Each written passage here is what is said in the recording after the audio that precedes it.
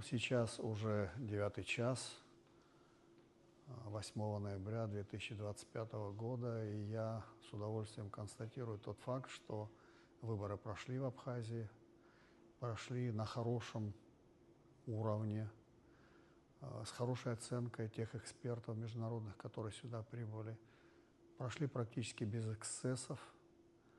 Явка в целом оказалась выше, чем тот минимум 25%, который должен был быть. И я должен сказать, что народ Абхазии показал высокую форму гражданской и политической активности на этих выборах.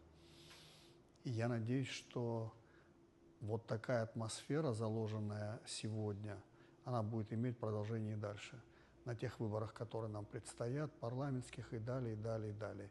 Надо не ронять планку, и надо показывать всему миру, что такое есть государство абхазское. Еще раз поздравляю всех наших граждан и хочу поблагодарить всех избирателей, независимо от того, за кого они голосовали. Главное, они пришли на участки и исполнили свой гражданский долг, за что всем спасибо.